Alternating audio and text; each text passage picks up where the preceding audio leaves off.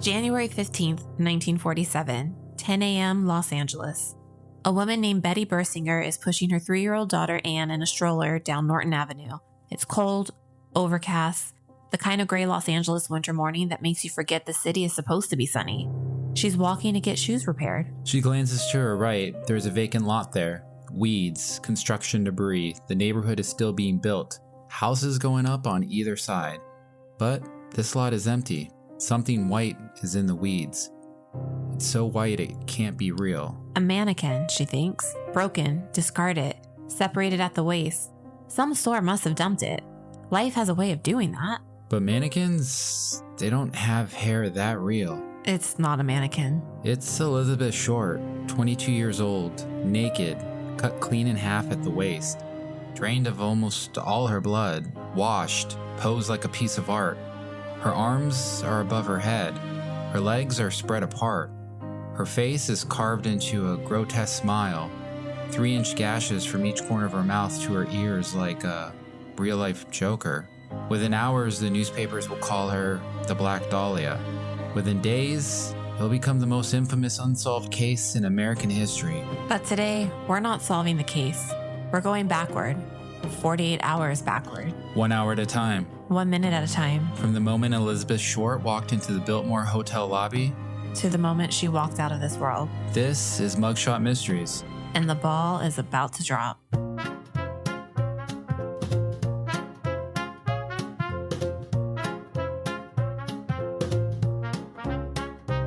Sneaky footsteps in the night, clues that vanish out of sight.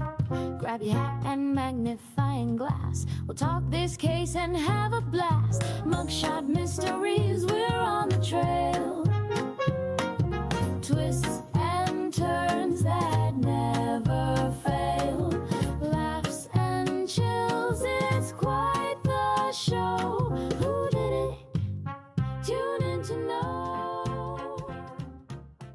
But before we start the clock, you need to know who this woman was. Not the myth, not the Black Dahlia, not the femme fatale the newspapers invented.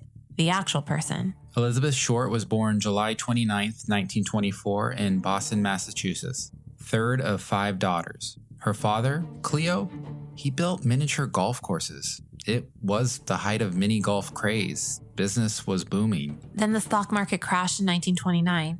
Everything Cleo built collapsed. Within a year, the family was broke. In 1930, when Beth was just 6 years old, her father's car was found abandoned on the Charlestown Bridge.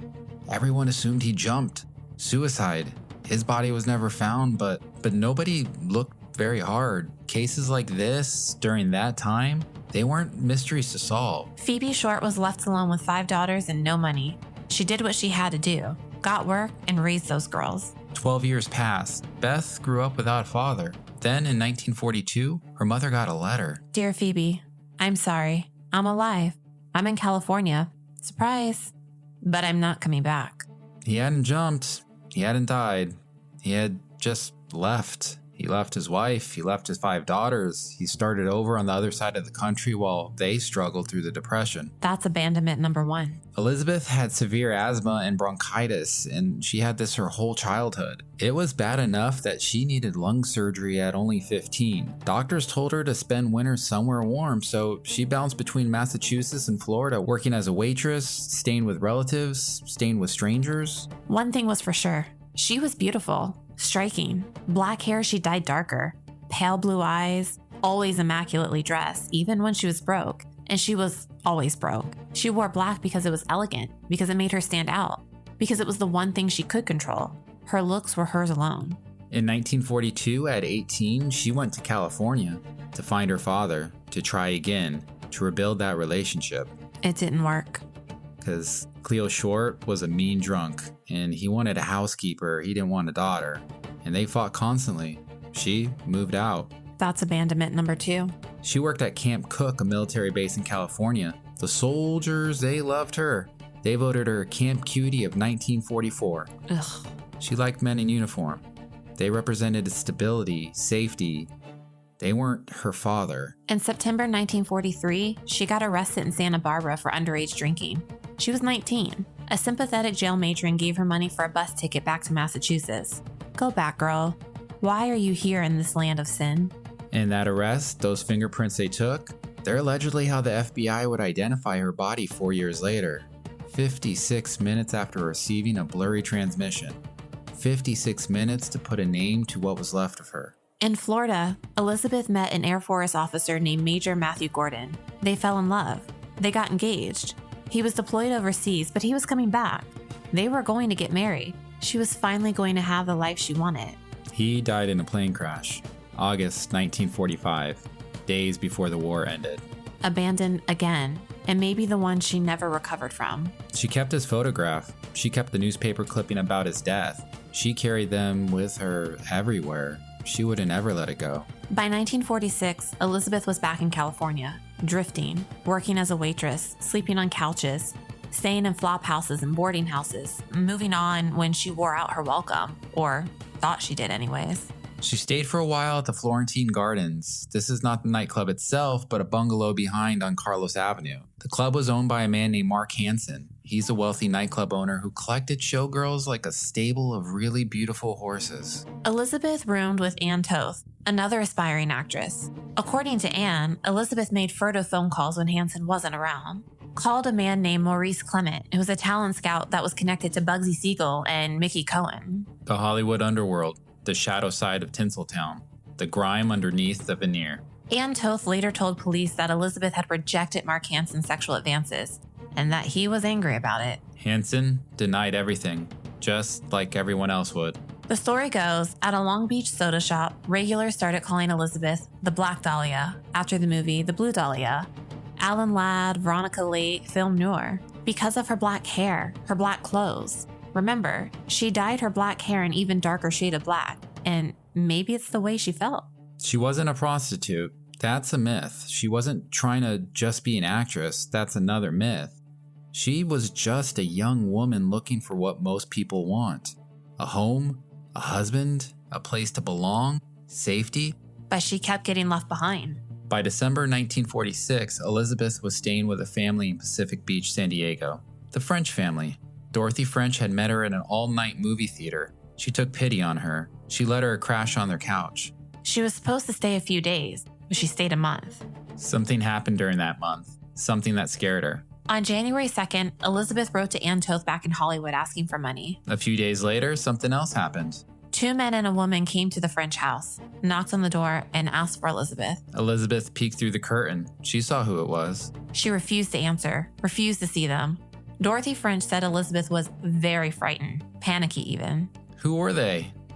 We don't know, and we'll never find out. But Elizabeth told Dorothy she was hiding from an ex-boyfriend, that she was scared. It could have been another story in a long line of stories. The visitors eventually left. Elizabeth watched from behind the curtain until they were gone. Then she finally breathed. 2 men and a woman. Remember that. It's going to come up again. Imagine their faces. By January, the French family had had enough. They wanted her out. And that's when Robert Red Manley showed up. And the clock starts now. Hour 48. 48 hours left. Red Manley pulls up to the French family's house on Pacific Beach. He's a 25-year-old traveling salesman. Hardware and plumbing supplies. He's married, a wife named Harriet, and a 4-month-old baby at home. He had met Elizabeth a month earlier. He picked her up at a San Diego street corner. She was hitchhiking. He gave her a ride. Things progressed from there. Red would later tell police, and he told them many, many times, that he was using Elizabeth as a test to see if he was still in love with his wife. Classy. Elizabeth had asked Red to drive her back to Los Angeles. She was done with San Diego, done wearing out her welcome at the French house, done hiding from whoever had scared her. She told Dorothy French she was going to meet her sister in Los Angeles, that she was going to travel to Berkeley together. This was a lie. Her sister wasn't coming. There was no plan for Berkeley, no plans for anything that we know of. Elizabeth packed her things. 2 suitcases, a hat box, everything she owned in the world, but she still looked good. She always made sure she looked good. She wore a black tailored suit with a frilly white blouse and black stockings, a pinkish beige camel hair coat, black suede high-heeled pumps, and she carried a black plastic handbag. And inside that handbag, her address book. She was laughing when she left with Red, joking. The fear from the visitors seemed to have passed. She was good at switching gears like that. Or maybe she was relieved just to get out. Maybe she thought she was off to bigger and better. Hour 47. They don't head straight to LA. Red has sales calls to make. This is a work trip for him, with maybe some other incentives. They drive up the coast. Red stops at hardware stores, making his rounds. Elizabeth waits in the car. Hour after hour. Work. She doesn't mind. She's away. She's somewhere else. In the car, Red notices something. Scratches on Elizabeth's arms. They were fresh scratches. And he asks about them. She tells him about a jealous boyfriend, a little frazzled, an Italian guy with black hair back in San Diego. Says he scratched her during a fight. Maybe it was true, but... Police later concluded she probably made those scratches herself. Maybe they were insect bites and she just picked at them. Maybe it was a nervous habit. She seemed nervous a lot. Or maybe she was creating a story. Elizabeth told a lot of stories. She told people her father was dead. She told people her fiancé had been killed in action. She told stories because stories gave her control over a life that kept spinning away from her. 45 hours left. It's getting late.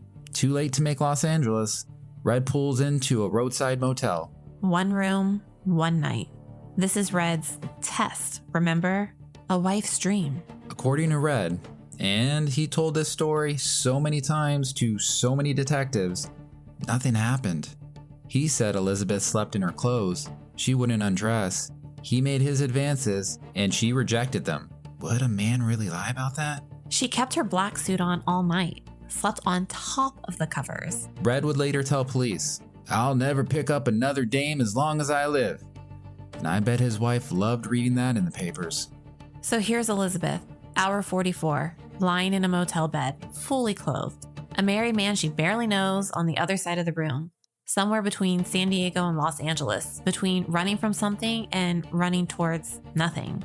She has no money, no job waiting, no one expecting her, just a vague plan to go to Los Angeles. Maybe meet her sister, maybe not. Outside, the highway hums.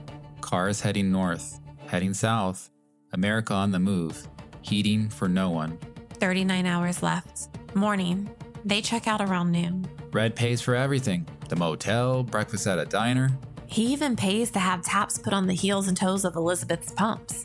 A shoe repair shop along the way. Her heels were worn down, clicking unevenly, and she couldn't afford to fix them herself. He paid for new taps on a dead woman's shoes. 36 hours left. The clock is ticking. They drive north, through Orange County, past the oil derricks pumping away in the fields, into the sprawl of greater Los Angeles. There's a remembrance that it wasn't always this bustling, that it still had pastoral charms. Elizabeth tells Red her plan. She's meeting her sister at the Biltmore Hotel. Her sister is visiting from Boston. They're going to travel to Berkeley together. None of this is true. Her sister wasn't coming. There was no reservation at the Biltmore. There was no plan to go to Berkeley. So why did she say it? Maybe she was embarrassed to admit she had nowhere to go. Maybe she wanted Red to think that she had people waiting for her, or maybe she was meeting someone else entirely. Someone she didn't want Red to know about. And we'll never know what she was actually planning. 32 hours left. They arrive in downtown Los Angeles. Red drives Elizabeth to the Greyhound bus station first. Now this is important. Before they go to the hotel, before they do anything else, Elizabeth wants to check her luggage. She deposits her 2 suitcases and her hat box in a storage locker. She pays the fee. She gets the key. Everything she owns in the world, locked in a metal box in a bus station. A sign of protection, but not for her. She keeps only what she's wearing. The black suit, the cardigan-style coat with no collar, the white fluffy blouse, the black suede high-heel shoes with her brand new taps, nylon stockings, white gloves, the full-length beige camel hair coat. She looks good. She always looks good. And the black plastic handbag, 2 handles. Inside, her address book, her birth certificate, her social security card, photographs, and a newspaper clipping about Major Matthew Gordon, her dead fiancé. You know, she never leaves without it. She carried his death everywhere she went. That handbag, that address book, they'll become evidence. 31 hours left. Red drives Elizabeth a few blocks to the Biltmore Hotel. It's one of the grandest hotels in Los Angeles. Spanish and Italian Renaissance architecture, gilded ceilings, crystal chandeliers. It's hosted the Academy Awards. In Hollywood fashion, it is both splendor and sham at the same time. And way, way out of Elizabeth's price range. She couldn't afford a cup of coffee there. But it looks good. It sounds good. I'm meeting my sister at the Biltmore. It sounds like she has a life.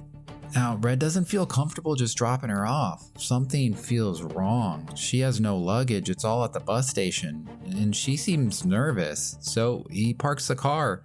He walks her inside. The lobby is enormous. Marble floors, high ceilings, well-dressed people coming and going. People that belong there. Not like her. Red and Elizabeth sit down in the lobby on one of those ornate couches, and they wait. And wait. And wait. For a sister who isn't coming. After about an hour, Red checks with the front desk. Is her reservation under her sister's name? There isn't. Elizabeth says she'll be fine. Her sister must be running late. She'll show up at any minute. Red isn't sure, but what can he do? He has a wife at home, a baby. He's already spent a day and a half with this woman. It was a test after all. He thinks he's passed. Hour 28. By 6:30 p.m., Red can't wait any longer. He needs to go. He says goodbye to Elizabeth Short. She's sitting on that lobby couch, her beige coat draped over her arm, her black handbag in her lap. She looks good. Remember, she always looks good. She watches him walk out the door. That's the last time Robert Red Manley ever sees Elizabeth Short alive. He'll spend the rest of his life answering questions about her. He'll pass polygraph after polygraph. He'll have a nervous breakdown. But right now, he just walks out the door to his wife and to his kid. Elizabeth waits a few minutes. She's making sure he's really gone. And then she does something strange. She stays. For hours, she paces the lobby back and forth. She uses the lobby telephone. There's a bank of them near the elevator, over and over, making calls. Staff will later say she seemed agitated, restless. She keeps going to the front desk, asking the clerk if anyone has left messages for her. Has anyone called? Who is she calling? We don't know. And the police never found out. The phone records from a hotel lobby phone in 1947, they don't exist anymore. Staff noticed her. How could they not? A striking young woman in black, alone, restless, nervous, pacing, calling, waiting? For 4 hours. 4 hours in a hotel lobby, waiting for something. Hour 25. This is it. This is the moment. 10 p.m. The lobby is quieter now. Most guests have gone to their rooms or they're out for the evening. Bell Captain Harold Studholme is working the Olive Street entrance, the side entrance, glass doors leading out to the street. And he's been watching Elizabeth for a while. How could he not? Everyone on the staff had noticed her. She had been there for 4 hours. Then Studholme sees something. Outside the glass doors, on Olive Street, in the darkness, a figure. Someone waving. Waving to Elizabeth. She sees the wave, and her mood changes. The restlessness stops. The anxiety seems to drain away. She stands up, picks up her handbag, and drapes the beige coat over her arm. Studholme watches her walk to the glass doors. She pushes through. She steps out onto Olive Street. She turns right. South on Olive Street. South. Think about that for a second. If she was going to the bus station to get her luggage, she would have turned left, north. If she was going to Hollywood to find a cheap room, she would have turned left. The streetcar that would take her anywhere useful was to the left. And she turned right, south, towards someone, towards doom. Studholme watched her walk south, into the evening, into the darkness. An invisible fog enveloped her. Life was, so close to leaving her forever. One witness says she was seen getting into a car a few blocks south near 7th and Olive, and the car just sped away. Another possible sighting, the Crown Grill Cocktail Lounge, a few blocks south on Olive Street. Elizabeth had been there before, knew a bartender who once drove her up to Mulholland. But those sightings aren't confirmed. Maddeningly, so much never gets confirmed. What's confirmed is this. Harold Studholme watched Elizabeth Short walk south on Olive Street at approximately 10 p.m. on January 9th, 1947. That's the last confirmed sighting of Elizabeth Short by any hotel staff. 25 hours left. And here's where the story changes. Because for decades, people said Elizabeth Short vanished, that there was a missing week between January 9th and January 15th. 6 days where nobody saw her. That's not true. People saw her, lots of them. The missing week. Here's where it gets complicated, and here's where most people get the story wrong. For decades, this was called the missing week. January 9th to January 15th. 6 days where Elizabeth Short supposedly vanished into thin air, like she stepped through those Biltmore doors and entered another dimension. The newspapers loved it. Where was the Black Dahlia? Mystery? Well, we know it sells papers. But that narrative, it's a myth. The Los Angeles District Attorney's files, which weren't released until decades later, well, they tell a different story. There were sightings, lots of them. At least 12 to 14 witnesses who saw Elizabeth during those 6 days. 6 of them knew her personally. They weren't random strangers who thought they maybe possibly saw a woman in black. These were people who knew Elizabeth Short by name, who spoke to her, who had dinner with her. So let's walk through what we know, hour by hour, day by day, as much as the evidence allows. Hour 24. After Elizabeth leaves the Biltmore Hotel around 10 p.m., there's a possible sighting at the Crown Grill Cocktail Lounge. It's at 754 South Olive Street, just a few blocks south, right where she was walking. Elizabeth knew this place. She'd been there before, had lunch there with a friend, knew a bartender named Buzz who had once driven her up Mulholland Drive. But this sighting isn't confirmed, it's just possible. What we know for sure is she didn't go back to the bus station. She didn't retrieve her luggage. She didn't check into any hotel that night. Her suitcases sat in that Greyhound locker, untouched. Which means she went somewhere with someone. She had a place to stay that first night, and she didn't need her things. Who did she meet outside the Biltmore? Who was waving to her through those glass doors? Someone she knew. Someone she was expecting. Someone who had been calling, or whom she'd been calling, from those lobby phones. Remember, she turned right, south, towards whoever it was. January 10th. It's a Friday, and that's the day she should have left. Now here's something interesting. Elizabeth Short had a bus ticket. She was supposed to leave Los Angeles on January 10th, on that Greyhound, heading back to Boston to be reunited with her mother. The ticket was in her suitcase, in the locker at the bus station. She never used it. She never went back for her luggage at all. Something changed her plans. Someone changed her plans. Or maybe the plan had always been different. Maybe Boston was just another story she told. January 11th, Saturday, dinner at Mark Hansen's. This is a very critical sighting, and it comes from the DA files, and it's not released to the public until decades after the murder. A woman named Connie Starr gave a statement to investigators. She said she was invited to a dinner at Mark Hansen's house on Carlos Avenue, behind the Florentine Gardens nightclub, on Saturday, January 11th, 1947. Mark Hansen, if you remember, is the nightclub owner, the man whose address book would be mailed to the newspaper 9 days after Elizabeth's body was found. Connie said she had dinner with Hansen and Ann Toth, Elizabeth's former roommate, that night, and shortly after dinner around 9 p.m., Elizabeth Short arrived. She wasn't alone. Elizabeth was with a boyfriend. Connie described him as a young kid. That's a description. A young kid. No name. No other details. But here's Elizabeth Short, 4 days after supposedly vanishing, having dinner at Mark Hansen's house. The same house she'd lived in months earlier. The same house where Ann Toth said Elizabeth had rejected Hansen's sexual advances. She's not hiding. She's not scared. She's having dinner with friends with a young boyfriend in tow. So what happened between January 11th and January 15th? What turned a young woman having dinner with friends into a corpse cut in half on a vacant lot? January 12th through the 13th. The Hollywood sightings. Multiple witnesses place Elizabeth in Hollywood and downtown LA on Sunday and on Monday. At least 5 or 6 or more sightings. Some were people who knew her. Some were acquaintances who recognized her from the Florentine Gardens crowd, from the bars and hotels and restaurants where the Hollywood hopefuls gathered. She was out and about. She was visible. She was alive. Still with no luggage. Still in the same black suit she'd worn since San Diego. So, where was she staying? Who was she with? These are the questions the police couldn't answer. The questions that have haunted this case for 78 years. The young kid, that boyfriend, never identified. The person who waved her outside the Biltmore, never identified. But someone was taking care of her. Someone gave her a place to sleep. Someone fed her for almost a week. And then something went very, very wrong. The final day, Tuesday, January 14th, 1947. And this is it. This is the last day. And we have witnesses, including one of the most incredible witnesses in the entire case. An LAPD policewoman named Meryl McBride. Officer Meryl McBride was on patrol. She was walking her beat in downtown Los Angeles. She was one of the few female police officers on the force. At some point in the afternoon, she encountered a young woman she recognized. The woman was upset. Extremely upset. And according to the DA files, McBride said the woman, believed to be Elizabeth Short, approached her sobbing in terror. Sobbing.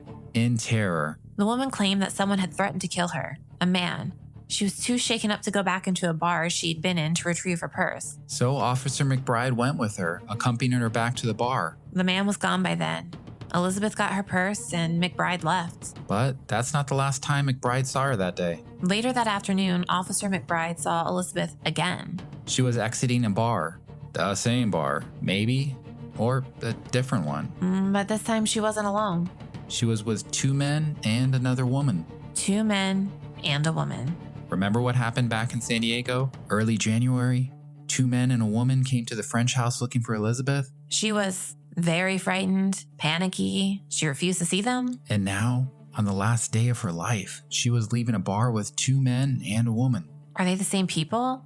The same 2 men and 1 woman? The police never identified them, never found them, never questioned them. Officer McBride stopped Elizabeth and asked her, "Are you all right?" Because just hours earlier, the same woman had been sobbing in terror. Now she was oddly calm. Elizabeth said, "Yes, I'm going to meet my father at the Greyhound bus depot." Another lie, another story. Her father was in California, but she hadn't seen him in years. She wanted nothing to do with him, and her luggage was still in that Greyhound locker. She wasn't meeting anyone at that bus station. Maybe she was just trying to get the policewoman to leave her alone. Or maybe she was just scared again, but hiding it. Playing calm in front of the 2 men and the woman. This sighting was in the afternoon of January 14th, probably around 2 or 3 p.m. The coroner estimated Elizabeth died in the early morning hours of January 15th. And that's roughly 10 to 12 hours. 10 hours between Officer McBride's sighting and Elizabeth Short's death. 10 hours, 2 men, 1 woman, exiting a bar. And then nothing. No more sightings, no more witnesses, no more phone calls. And just silence. The final hours and what we know. We don't know where Elizabeth went after Officer McBride saw her. We don't know who those 2 men and that woman were. We don't know where she spent the evening of January 14th. And we don't know when exactly she was taken or if she was taken. We don't know if she went willingly or was forced. What we know comes from the autopsy, from what was done to her body. And what was done to her body tells the story. Los Angeles County Coroner Frederick Newbar performed the autopsy on January 16, 1947, the day after her body was found. Elizabeth Short was 5'5", 115 pounds, light blue eyes, brown hair dyed black. Her teeth were badly decayed, plugged with wax to hide it. She was poor. She couldn't afford a dentist. She could barely afford food. The autopsy revealed ligature marks on her wrists, on her ankles, and on her neck. She had been tied up, bound with rope or cord or something similar, and this was for some period of time. She had been beaten, multiple blows to the head and face, bruised on the front and right side of her scalp. The cause of death was cerebral hemorrhage and shock, bleeding in the brain from the blows. But she wasn't just killed, she was tortured. There were lacerations on her face, the famous ones, the 3-inch cuts from each corner of her mouth towards her ears, what's called a Glasgow smile or a Chelsea grin. But there were other cuts too, superficial lacerations on her right forearm, her left upper arm, and her lower left side of her chest. An irregular laceration with tissue loss on her right breast. Cuts on her thighs, sections of flesh removed. And then there was the bisection. Her body was cut completely in half. Through the abdomen, the incision was almost perfectly straight. This technique is called a hemicorporectomy. It was taught in medical schools in the 1930s. The lumbar spine was transected between the second and third lumbar vertebrae. The intestine was severed at the duodenum. This wasn't a random hacking. This was precise. It was surgical. The coroner noted there was very little bruising along the incision line, which means it was performed after death. Small mercy. Her body was completely drained of blood, every drop. And then it was washed, scrubbed clean. There was no blood at the crime scene. There wasn't a drop. She was killed somewhere else entirely and cleaned, and then she was transported to that vacant lot. And posed, arms above her head, legs spread apart, the 2 halves of her body arranged just so, like a piece of art. This wasn't just a murder. This was a message. But a message to whom and about what? That is what nobody's ever been able to figure out. But there are some things we can deduce from the evidence. First, the killer had time. The ligature marks suggest Elizabeth was bound for an extended period, maybe hours. This wasn't a quick crime of passion. Second, the killer had privacy, somewhere secure enough to do all of this. The torture, the murder, the bisection, the drainage of blood, the washing of the body, without being seen or heard. Third, the killer had knowledge, medical knowledge, forensic knowledge, knew how to drain blood from a body, knew how to perform a hemocorpusectomy, a surgical procedure again taught in medical schools, knew to wash the body and the evidence with gasoline and remove fingerprints. Fourth, the killer had a vehicle, had to transport the body from wherever the murder occurred to Leimert Park in 2 pieces without being noticed. Fifth, the killer was not in a hurry. The posing of the body took time and care. The arrangement was deliberate. Artistic even? This was a display. This was a presentation. And sixth, and this is perhaps the most chilling implication, the killer was very likely someone Elizabeth knew. And why do we think that? The ligature marks on her wrists and ankles weren't severe enough to suggest a violent, prolonged struggle. Either she was incapacitated very quickly, drugged perhaps, or knocked unconscious, or she was restrained by someone she trusted enough not to fight immediately. Someone who could get close to her. 2 men and a woman leaving a bar the afternoon before she died. The same configuration as the visitors in San Diego who terrified her. Who were they? We'll never know. Hour 0, Wednesday, January 15th, 1947. The clock stops here. It's a cold January morning, overcast. The kind of gray that makes Los Angeles look like any other city. Betty Bersinger is 27 years old. She's pushing her 3-year-old daughter Anne in a stroller. They're walking to get shoes repaired. The shoe repair shop is a few blocks away. They take the same route they always take, down Norton Avenue, past vacant lots. The neighborhood is still being built. Houses are going up on either side, but some lots are still empty. Weeds, construction debris. It's around 10 a.m. when Betty glances to her right. Something white, a few feet from the sidewalk. So white, it looks fake. A broken mannequin, she thinks. Someone dumped a store mannequin, separated at the waist. Top half a few feet from the bottom half. But mannequins don't have black hair. Betty looks closer. The white thing has arms, legs, a face with a grotesque carved smile. She grabs her daughter, covers Anne's eyes, and she does not want her to see that. She runs to a nearby house. She bangs on the door. She uses her phone to call the police. But the police aren't the first to arrive. Someone at Los Angeles Herald-Examiner. They were listening to the police radio. Within minutes, reporters are on the scene before the cops even get there. Will Fowler, a Herald-Examiner reporter, is one of the first. He'll later say he closed Elizabeth's eyes out of respect. They were wide open, blue eyes, staring at the gray Los Angeles sky.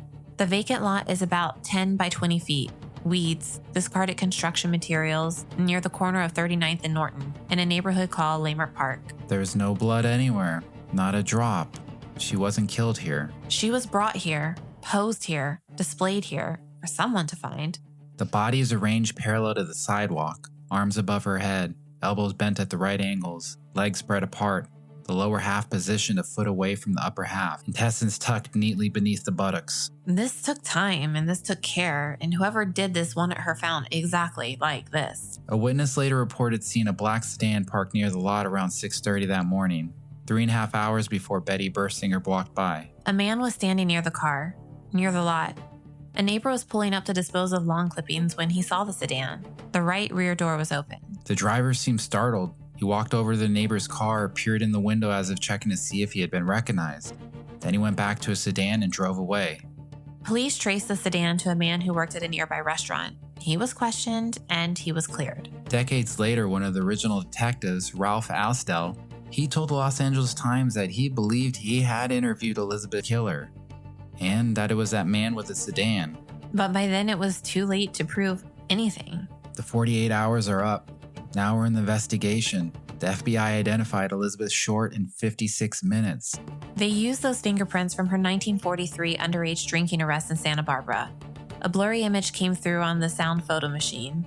A primitive fax, and 56 minutes later, they had a name. Elizabeth Short, 22 years old, originally from Boston. The Los Angeles Examiner got to Elizabeth's mother before the police did. A reporter called Phoebe Short in Massachusetts, told her that her daughter had won a beauty contest, pumped her for information about Elizabeth's life, her friends, her habits. Then the reporter told her the truth.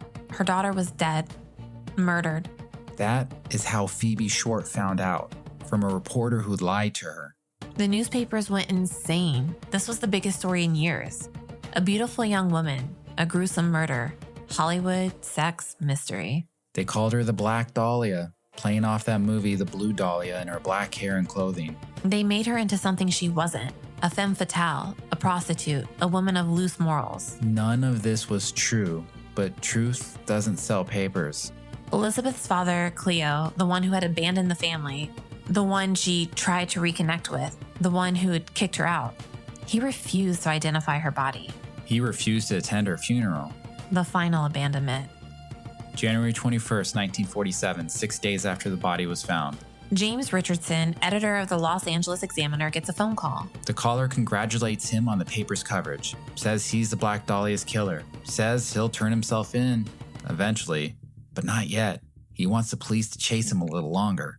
Then he makes a promise. Expect some souvenirs of Beth Short in the mail. January 24th, 3 days later, a suspicious manila envelope arrives at the Examiner.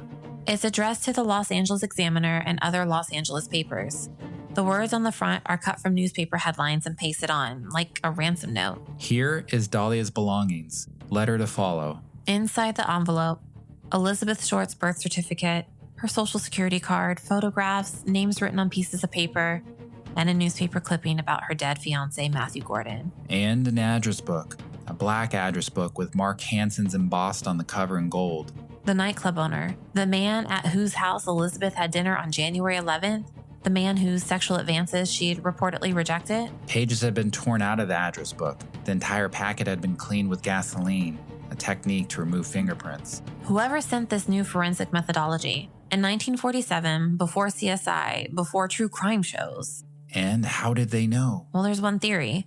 The killer had a law enforcement background or medical training, or both. January 25th, the day after the package arrived. Elizabeth's black patent leather handbag and one of her black suede shoes were found in a dumpster, miles from the crime scene, miles from her luggage at the Greyhound station.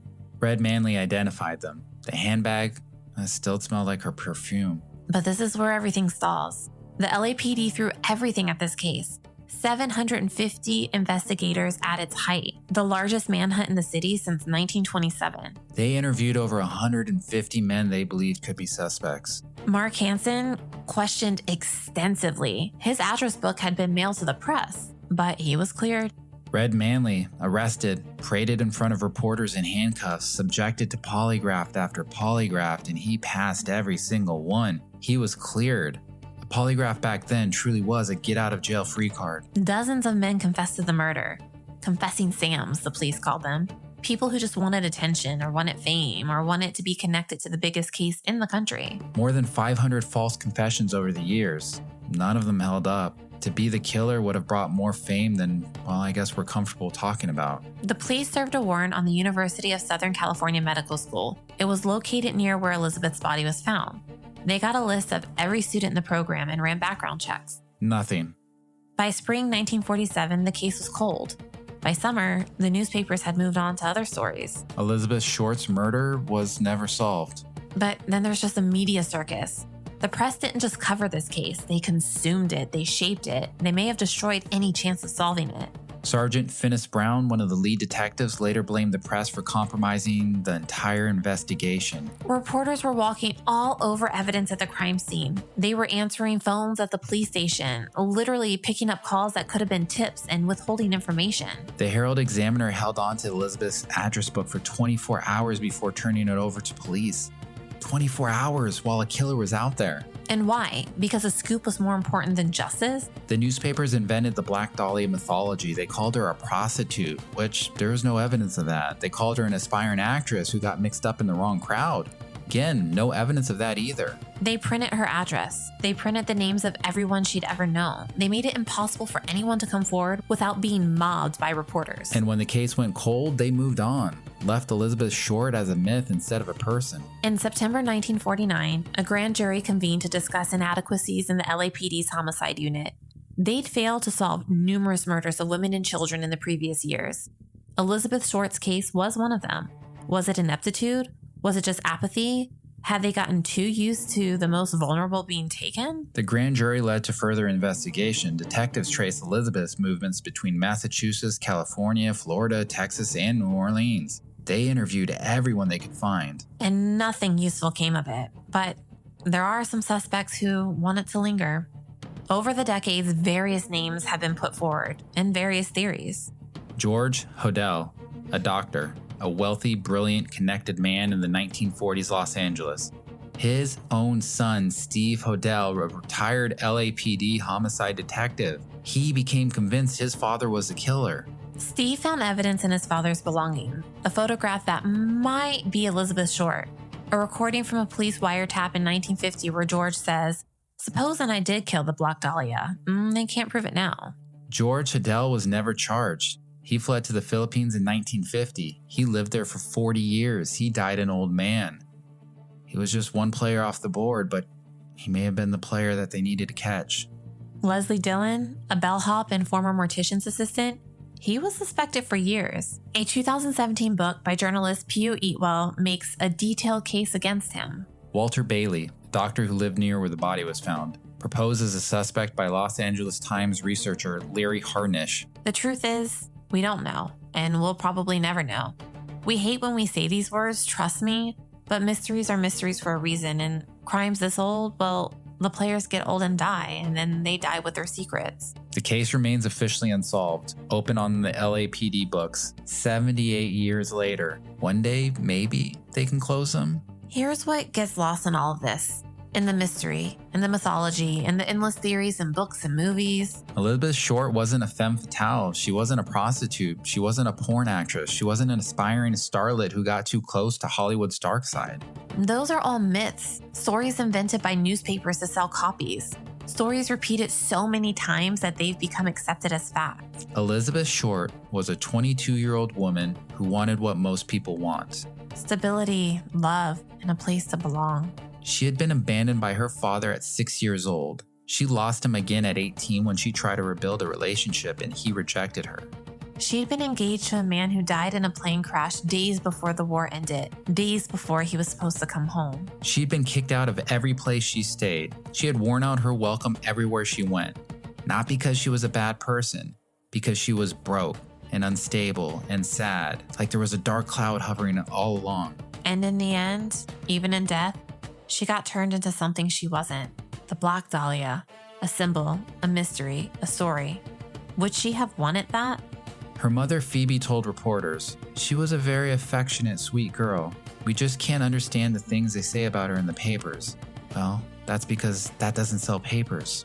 Elizabeth Short was buried on January 25th, 1947, the same day her purse and shoe were found at Mountain View Cemetery in Oakland, California. Her mother chose Oakland because Betty always loved California, so... She'd come to California looking for a father and looking for a fresh start, looking for life she'd been promised in movies and magazines. Instead, she found an indifferent city, temporary friendships, empty motel rooms, and finally a vacant lot in Leimert Park. 78 years later, we still don't know who killed her. But now you know how she spent her last 48 hours. A motel room with a married man who didn't touch her, a bus station where she stored everything she owned, a hotel lobby where she waited for someone, pacing, calling, restless, a glass door, away from the darkness, and a turn to the right. South on Olive Street. Dinner at Mark Hanson's house with a young kid boyfriend. Days in Hollywood with people we can't identify. A policewoman who asked if she was all right. 2 men and a woman leaving a bar. I'm gonna meet my father at the Greyhound bus depot. One last lie, one last story. And then silence. Elizabeth Short spent her life looking for someone who wouldn't leave her. In the end, someone took her and left her for the whole world to find. This has been Mugshot Mysteries. I'm Gabriel. And I'm Kathryn. And the clock has stopped. To see clippings and pictures of Elizabeth, find us on our socials on TikTok and Instagram at Mugshot Mysteries Podcast. But please note, you won't find any pictures of Elizabeth after the final hour out of respect for her and her family. But before we go, Gabriel, what have we learned today? We've learned that the dead can speak to us with the clearest of voices, through time and space. That they can sit next to us, but they just can't whisper those final secrets. We've learned that maybe solving a mystery is not the answer. It's celebrating the lives of those involved. It's putting a real name to a sensation to bring closure and rebuttal to falsehoods and assumptions. We've learned that life can be beautiful and it can be sad. That glamour can be a fraud, and that on gray mornings, we all look the same.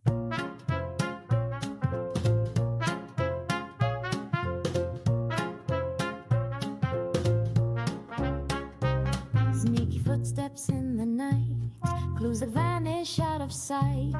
Grab your hat and magnifying glass. We'll talk this case and have a blast. Mugshot Mysteries, we're on the trail. Twists and turns that never fail. Laughs and chills, it's quite the show. Who did it? Tune in to know.